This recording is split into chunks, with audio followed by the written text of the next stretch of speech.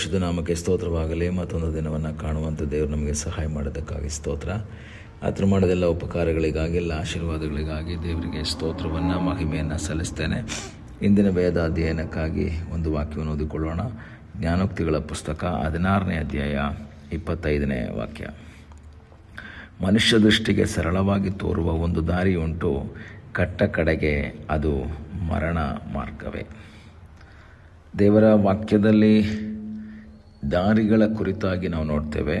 ಒಂದು ಮನುಷ್ಯನ ಚಿತ್ತಕ್ಕನುಸಾರವಾದ ದಾರಿ, ಇನ್ನೊಂದು ದೇವರ ಚಿತ್ತಕ್ಕನುಸಾರವಾದ ದಾರಿ.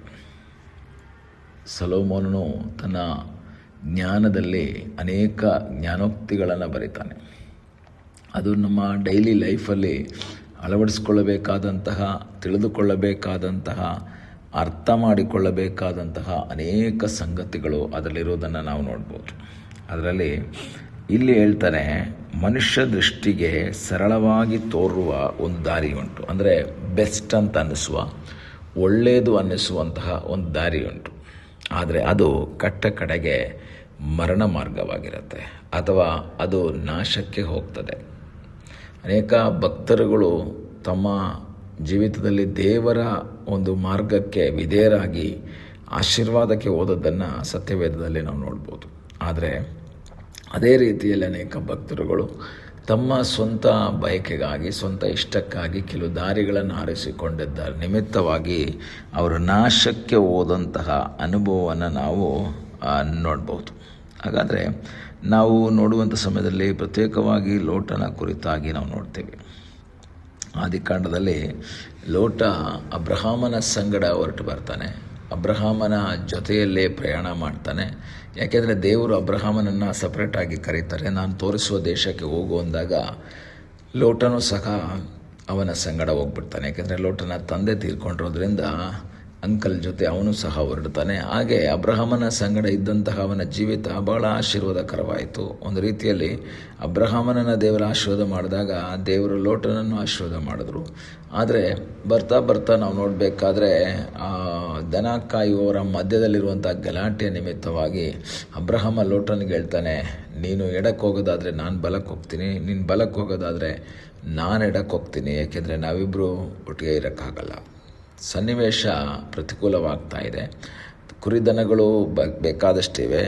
ಹೊಲ ಮೇಯಿಸುವುದಕ್ಕಾಗಿ ಹೊಲಗಳಿಗೆ ಅಲ್ಲಿ ಇಲ್ಲಿ ಕರ್ಕೊಂಡು ಹೋಗೋದಕ್ಕೆ ಜಾಗ ಆಗ್ತಾ ಇಲ್ಲ. ನಾವು ಬೇರ್ಪಟ್ಟು ಹೋಗೋಣ, ಒಟ್ಟಿಗೆ ಹೋಗೋದು ಬೇಕಾಗಿಲ್ಲ ಅಂತ ಹೇಳಿದಾಗ ಲೋಟ ಸೋದೋಮ್ ಭಾಗವನ್ನು ಆರಿಸ್ಕೊಳ್ತಾನೆ.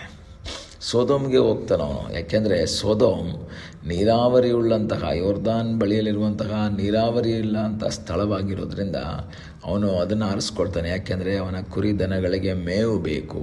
ಆದರೆ ಅಬ್ರಹಾಮ ಮೌನವಾಗಿ ನಿಂತ್ಕೊಳ್ತಾನೆ, ದೇವರ ಮಾರ್ಗಕ್ಕಾಗಿ ಕಾಯ್ತಾ ಇರ್ತಾನೆ. ದೇವರು ಹೇಳೋದನ್ನು ಮಾಡುವುದಕ್ಕಾಗಿ ಅವನು ಬಯಸ್ತಾನೆ. ಮಾಡಿದ್ದರಿಂದ ನಮಗೆ ಗೊತ್ತು, ಅವನ ಜೀವಿತದಲ್ಲಿ ಆಶೀರ್ವಾದವನ್ನು ಹೊಂದ್ಕೊಂಡ.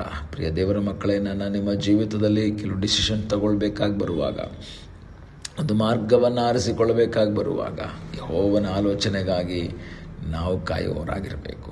ಸ್ವಾರ್ಥ ಬಯಕೆಗಾಗಿ, ಈ ಲೋಕದ ಸ್ವಲ್ಪ ಆಶೀರ್ವಾದಗಳಿಗೋಸ್ಕರ, ಆಸ್ತಿಗೋಸ್ಕರ, ಟೆಂಪ್ರರಿ ಆದಂತಹ, ತಾತ್ಕಾಲಿಕವಾದಂತಹ ಆಶೀರ್ವಾದಕ್ಕಾಗಿ ನಾವು ಕೆಲವು ಮಾರ್ಗಗಳನ್ನ ಆರಿಸಿಕೊಂಡ್ರೆ ಅದು ಆರಂಭದಲ್ಲಿ ಚೆನ್ನಾಗಿರುತ್ತೆ, ಆದರೆ ಅಂತ್ಯದಲ್ಲಿ ಅದು ಸಮಸ್ಯೆಗೆ ಕಾರಣವಾಗತ್ತೆ.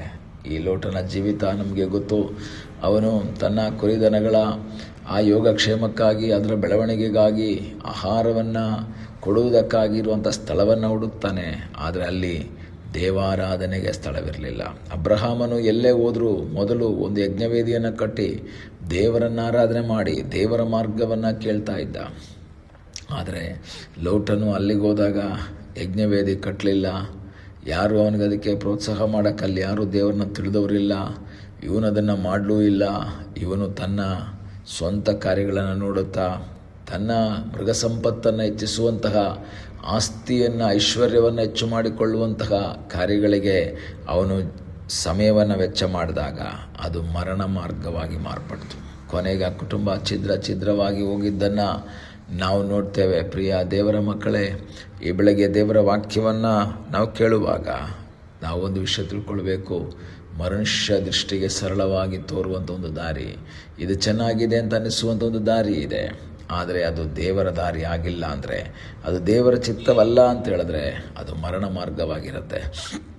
ಈ ಬೆಳಗ್ಗೆ ಕರ್ತನಿಗೆ ಹೇಳೋಣ, ಸ್ವಾಮಿ, ನಾನು ನನ್ನ ಸ್ವಂತ ಮಾರ್ಗವನ್ನು ಆರಿಸದೆ, ಸ್ವಂತ ಇಷ್ಟವನ್ನು ಮಾಡದೆ, ನಿನ್ನ ಮಾರ್ಗಕ್ಕಾಗಿ, ನಿನ್ನ ಚಿತ್ತಕ್ಕಾಗಿ ನಾನು ಕಾಯುವ ಹಾಗೆ ನನಗೆ ಸಹಾಯ ಮಾಡು ಎಂಬುದು ದೇವರ ಸನ್ನಿಧಿಯಲ್ಲಿ ನಾವು ಮಾಡೋಣ, ಪ್ರಾರ್ಥನೆ ಮಾಡೋಣ.